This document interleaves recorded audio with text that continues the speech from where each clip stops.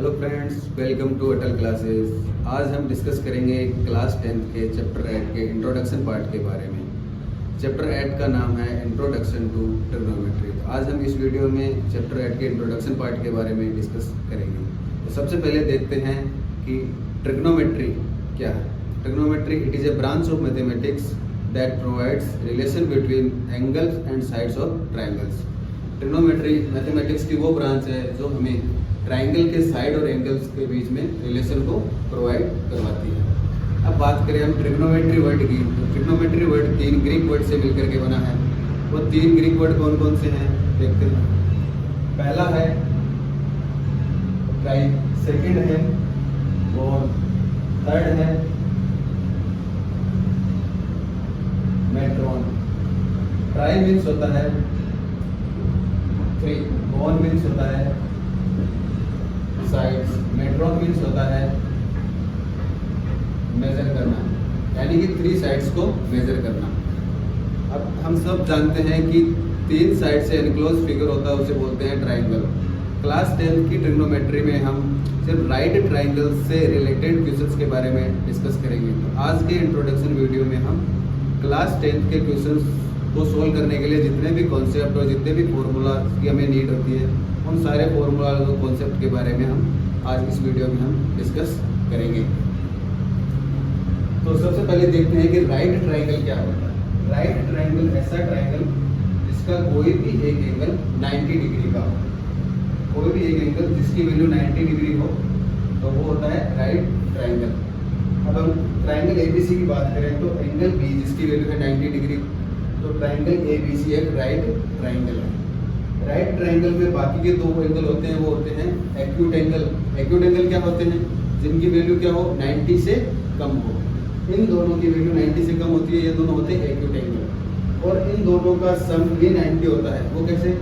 हमें पता है कि ट्राइंगल के तीनों एंगल का सम होता है 180 डिग्री, और एक एंगल है 90 डिग्री, तो बाकी बचे 2 एंगल का सम क्या होगा 90 डिग्री।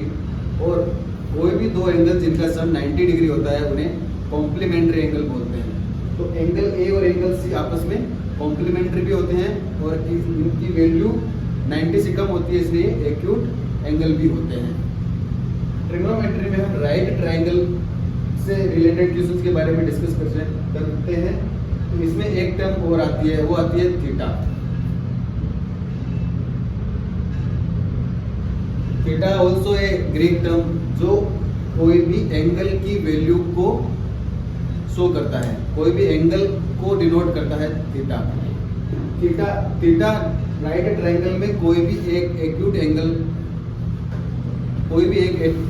जिसको हम थीटा बोलते हैं। ट्रिग्नोमेट्री में हम राइट ट्राइंगल से रिलेटेड क्वेश्चंस के बारे में डिस्कस करते हैं। तो इस वीडियो में हम 3 पार्ट्स के बारे में मेनली डिस्कस करेंगे। फर्स्ट पार्ट होगा हमारा ट्रिग्नोमेट्रिक रेशियो, सेकंड पार्ट होगा हमारा ट्रिग्नोमेट्रिक टेबल, और थर्ड पार्ट होगा हमारा ट्रिग्नोमेट्रिक आइडेंटिटीज। तो अब चलते हैं फर्स्ट पार्ट पे, जो कि है हमारा ट्रिग्नोमेट्रिक रेशियो।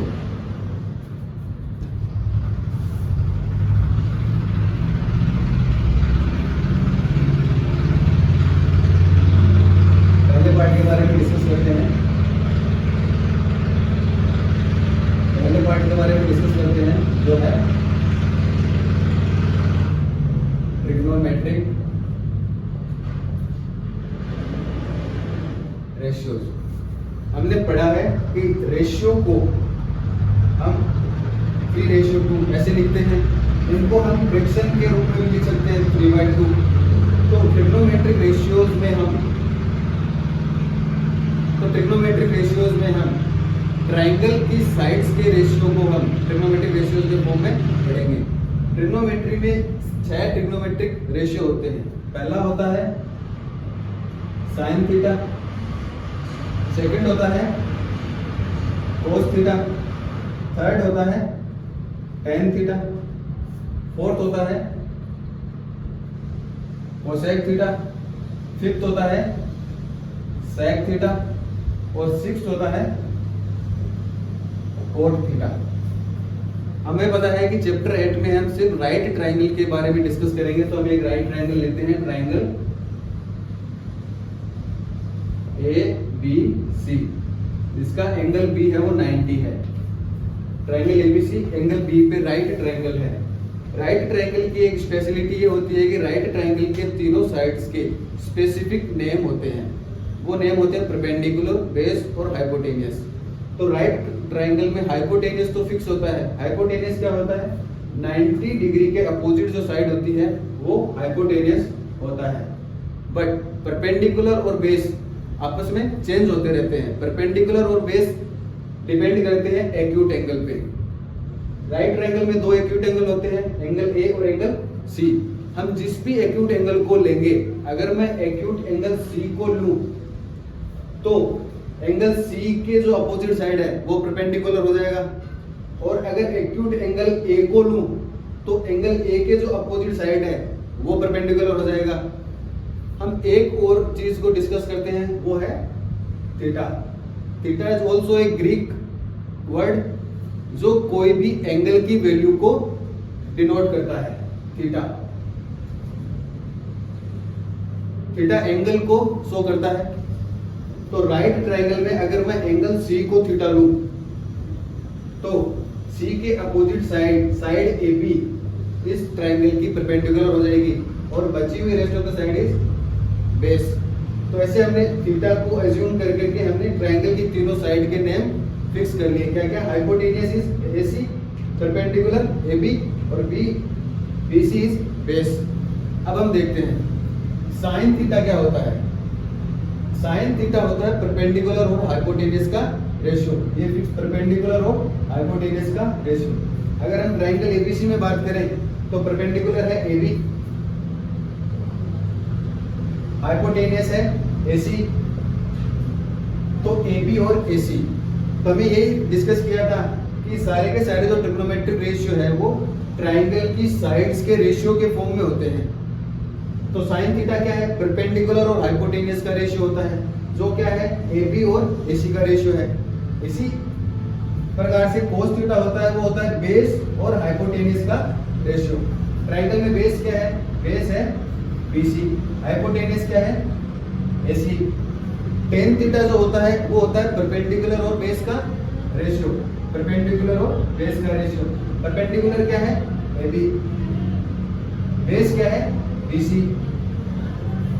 कोसेक थीटा जो होता है वो साइन थीटा का रेसिप्रोकल होता है। रेसिप्रोकल हमें पता है, जैसे 2/5 2/5 का रेसिप्रोकल क्या होगा? इसका जस्ट अपोजिट 5/2। इसी तरह से कोसेक थीटा साइन थीटा का रेसिप्रोकल होता है। तो कोसेक थीटा क्या होगा? हाइपोटेनियस अपॉन में परपेंडिकुलर। तो हाइपोटेनियस अपॉन में परपेंडिकुलर। सेक थीटा जो होता है वो कोस थीटा का रेसिप्रोकल होता है। कोस थीटा है बेस अपॉन में हाइपोटेनियस, तो सेक थीटा क्या होगा? हाइपोटेनियस अपॉन में बेस। कोट थीटा जो होता है वो होता है टेन थीटा का रेसिप्रोकल। टेन थीटा है परपेंडिकुलर अपॉन में बेस, तो कोट थीटा क्या होगा? बेस अपॉन में cot theta equal to base upon में परपेंडिकुलर। अब देखते हैं cosec theta equal to hypotenuse upon में परपेंडिकुलर। हाइपोटेनियस क्या है? एसी। परपेंडिकुलर क्या है? AB. Sec theta equal to hypotenuse upon में बेस। हाइपोटेनियस क्या है? एसी। बेस क्या है? BC. Cot theta equal to base upon में परपेंडिकुलर। बेस क्या है? बीसी। परपेंडिकुलर क्या है? एबी। अब देखते हैं टेन थीटा जो होता है वो साइन थीटा और कोस थीटा का रेशियो होता है। साइन थीटा और कोस थीटा वो कैसे आता है वो देखते हैं। साइन थीटा क्या होता है? परपेंडिकुलर अपॉन में हाइपोटेनियस। कोस थीटा क्या होता है? बेस अपॉन में हाइपोटेनियस। तो हाइपोटेनियस से हाइपोटेनियस कैंसिल, आ गया क्या? परपेंडिकुलर अपॉन में बेस। और परपेंडिकुलर अपॉन में बेस ही क्या होता है? Tan theta. तो टेन थीटा को कैसे डिस्क्राइब करते हैं? साइन थीटा अपॉन में कोस थीटा। नेक्स्ट है कोट थीटा। कोट थीटा का एक फॉर्मूला और क्या होता है? ये होता है कोस थीटा और साइन थीटा का रेशियो। कोस थीटा अपॉन में साइन थीटा। कोस थीटा क्या होता है? बेस अपॉन में हाइपोटेनियस। साइन थीटा होता है परपेंडिकुलर अपॉन में हाइपोटेनियस। हाइपोटेनियस से हाइपोटेनियस कैंसिल, बेस अपॉन में परपेंडिकुलर। और बेस अपॉन में परपेंडिकुलर क्या होता है? Cot theta. नेक्स्ट देखते हैं देखो एक ट्रिग्नोमेट्रिक रेशियो जो है इनका जो साइड्स का रेशियो वो तो फिक्स है, लेकिन ट्राइंगल पे एक्यूट एंगल कौन सा ले रहे हैं उस पे ये डिफरेंट डिफरेंट होते हैं। तो वो आप आगे एक एग्जांपल लेकर के डिस्कस करेंगे। 6 ट्रिग्नोमेट्रिक रेशियो है, इनकी जो साइड्स का रेशियो वो तो फिक्स है, लेकिन ट्राइंगल के एक्यूट एंगल पे डिपेंड करता है कि ट्रिग्नोमेट्रिक रेशियो क्या होंगे। हमने पढ़ा था कि साइन थीटा होता है वो कोसेक थीटा का रेसिप्रोकल होता है। तो sine theta equal to 1 upon में कोसेक थीटा होता है। ऐसे ही कोसेक थीटा साइन थीटा का रेसिप्रोकल होता है। तो cosec theta equal to 1 upon में साइन थीटा। कोस थीटा होता है 1 अपॉन में सेक थीटा। सेक थीटा का रेसिप्रोकल कोस थीटा। तो कोस थीटा का रेसिप्रोकल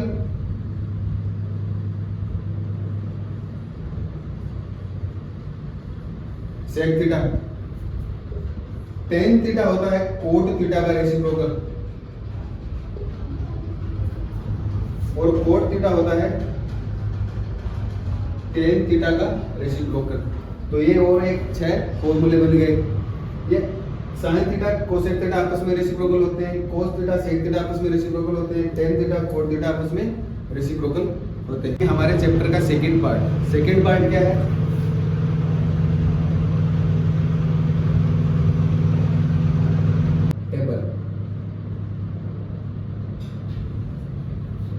ट्रिग्नोमेट्रिक टेबल में हम ट्रिग्नोमेट्रिक रेशियोज के लिए कुछ स्पेसिफिक एंगल की वैल्यूज जो फिक्स होती हैं वो डिस्कस करेंगे। तो ट्रिग्नोमेट्रिक रेशियो अपने पास कौन कौन से होते हैं? Sine theta, cos theta, tan theta, cot theta, sec theta, cosec theta.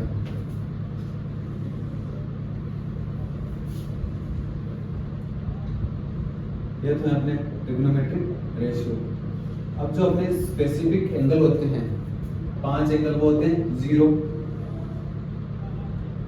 30 degree, 45 degree,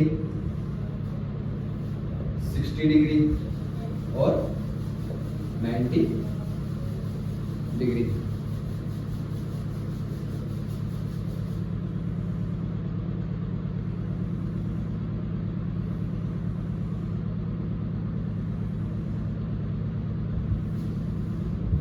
अब देखते हैं कि साइन थीटा के लिए इन पांचों एंगल की वैल्यू कैसे फाइंड करते हैं। उसके लिए हम क्या करते हैं कि 0 से लेकर के 1 2 3 4 तक काउंटिंग लिख देते हैं। अब सभी को 4 से डिवाइड कर देते हैं। 4 से डिवाइड करने के बाद में सबका रूट ले लेते हैं, स्क्वायर रूट। ये अपन ने ले लिया स्क्वायर रूट। अब देखते हैं, अब जो ये वैल्यू है वही साइन 0 की वैल्यू है। तो इसको कैसे फाइंड करेंगे? जैसे देखो रूट 0/4, तो 0 को किसी भी नंबर से डिवाइड करो क्या आता है? 0, और 0 का रूट 0। तो साइन 0 की वैल्यू क्या होगी? 0। इसी टाइप से 1/4, हम 1/4 को कैसे लिख सकते हैं? ऊपर 1 का रूट अपॉन में 4 का अंडर रूट। अंडर रूट 4 क्या होता है? 2, और अंडर रूट 1 होता है 1। तो साइन 30 की वैल्यू क्या हो गई? 1/2। इसी टाइप से 45 के लिए होता है रूट 2/4। तो देखो ये आ गया 1/2। तो ऊपर आ गया 1, नीचे आ गया अंडर रूट 2, 1/2। साइन 45 की वैल्यू क्या हो गई? 1/2। साइन 60 की तो रूट 3 ऊपर अपॉन में 4 का रूट 2, 4/4 1 और 1 का रूट 1। अब देखो कोस थीटा जो होता है वो साइन थीटा की वैल्यूज को रिवर्स कर दे तो वो कोस थीटा बन जाता है। कोस 0 की वैल्यू वही होगी जो साइन 90 की होगी। कोस 0 की वैल्यू क्या होगी? 1। कोस 30 की वैल्यू क्या होगी? जो साइन 60 की होगी, रूट 3/2। कोस 45 की वैल्यू क्या होगी? जो साइन 45 की होगी। कोस 60 की वैल्यू क्या होगी? जो साइन 30 की होगी, 1/2। कोस 90 की वैल्यू क्या होगी? जो साइन 0 की वैल्यू है। ठीक है, अब देखते हैं टेन थीटा। टेन थीटा क्या होता है? हमने पहले पढ़ा था टेन थीटा होता है साइन थीटा अपॉन में cos थीटा। अब अपन को निकालना है tan 0, तो होगा sin 0 अपॉन में cos 0। sin 0 की वैल्यू क्या है 0, cos 0 की वैल्यू 1, तो tan की वैल्यू क्या आ जाएगी 0, tan 0 की वैल्यू 0। अब देखते हैं tan 30 की वैल्यू, तो tan 30 की वैल्यू क्या होगी 1/2 अपॉन में √3/2, क्योंकि tan थीटा होता है sin थीटा अपॉन में cos थीटा, तो 2 से 2 कैंसिल हो जाएगा और बचेगा 1/√3। tan 45 की वैल्यू 1/√2 अपॉन में 1/√2, तो 1। tan 60 की वैल्यू √3/2 अपॉन में 1/2, तो 2 से 2 कैंसिल √3। tan 90 की वैल्यू देखते हैं, tan 90 की वैल्यू क्या होगी sin 90 अपॉन में cos 90। sin 90 की वैल्यू होती है 1, cos 90 की वैल्यू 0।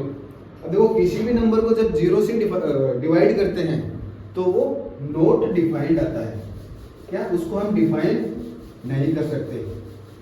तो tan 90 की वैल्यू क्या आएगी नॉट डिफाइंड, जिसको हम डिफाइन नहीं कर सकते। अब देखते हैं कोट की वैल्यूज। कोट 0 की वैल्यू क्या होगी, कोट वैसे तो tan का रेसिप्रोकल होता है, तो हम कोट की वैल्यू निकालने के लिए, क्योंकि कोट थीटा क्या होता है 1 अपॉन में tan थीटा, कोट थीटा होता है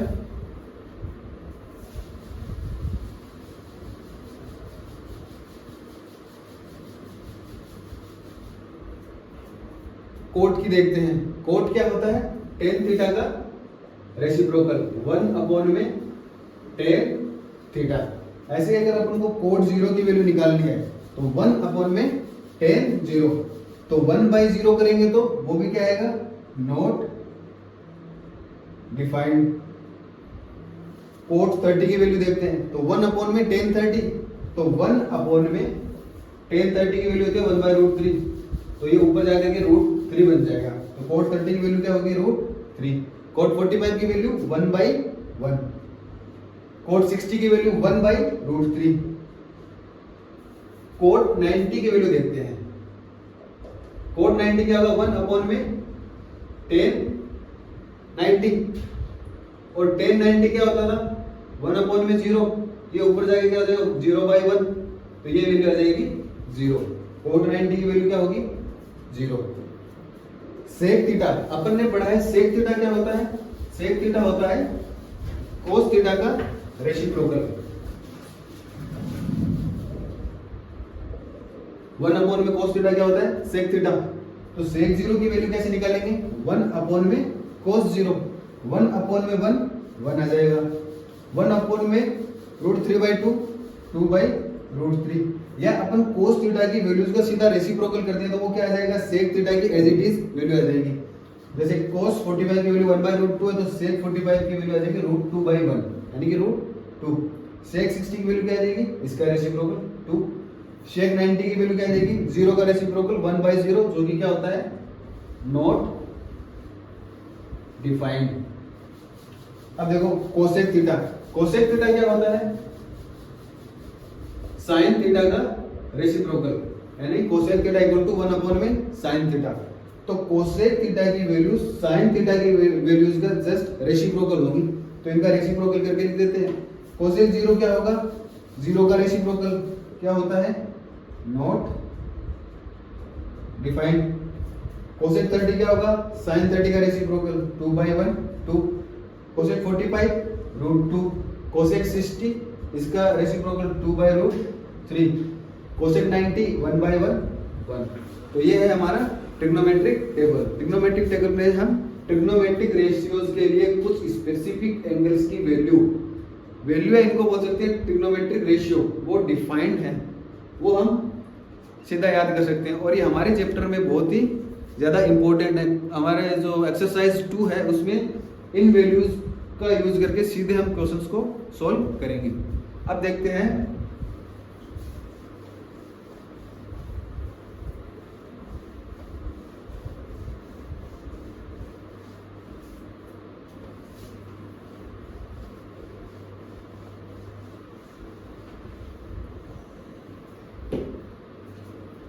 अब हम डिस्कस करते हैं हमारे चैप्टर का नेक्स्ट पार्ट और लास्ट पार्ट 3।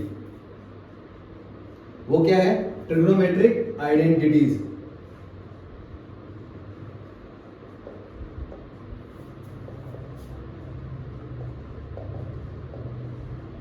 देखो 3 ट्रिग्नोमेट्रिक आइडेंटिटीज है जो अपन अपने चैप्टर में यूज करेंगे। पहला है साइन स्क्वायर थीटा प्लस में cos square theta equal to 1। Second है 1 प्लस में tan square theta equal to sec square theta. Third है 1 प्लस में cot square theta equal to cosec square theta. अब हम देखते हैं कि आइडेंटिटीज क्या होती है। तो आइडेंटिटीज वो इक्वेशंस होती है या वो पॉलिनोमियल जिनके लिए जो पॉलिनोमियल की जो इंडेक्स है, ये अगर हम इक्वेशन लें तो इसकी इंडेक्स क्या इंडेक्स बोलते हैं, जो मैक्सिमम पावर 2 है। तो अगर सिंपल पॉलिनोमियल हो तो वो मैक्सिमम थीटा की 2 वैल्यूज के लिए सेटिस्फाई करेगा, लेकिन आइडेंटिटीज में ऐसी बहुत सारी वैल्यूज हो सकती हैं जिसके लिए वो इक्वेशन को सेटिस्फाई करे। तो इसी प्रकार से थीटा की बहुत सारी वैल्यूज हैं जिनके लिए ये इक्वेशन सेटिस्फाइड है, इसलिए इसे आइडेंटिटी बोलते हैं। अब देखते हैं कि अपन अपने चैप्टर में आइडेंटिटीज का यूज कहाँ करेंगे। तो जैसे कि मैं एक क्वेश्चन लेता हूं एग्जांपल कि साइन स्क्वायर थीटा प्लस में कोस स्क्वायर थीटा प्लस में सेक स्क्वायर थीटा, इसको हम टेन की टर्म्स में कैसे चेंज करें। तो वो हम कैसे करेंगे? तो फर्स्ट आइडेंटिटीज की यूज से ये क्या है 1, और sec square theta second identity से सेक स्क्वायर थीटा को क्या ले सकते हैं 1 प्लस टेन स्क्वायर थीटा। ये क्या बन गया 2 प्लस टेन स्क्वायर थीटा। तो ये जो इक्वेशन थी उसके इक्वल आ गया 2 प्लस टेन स्क्वायर थीटा।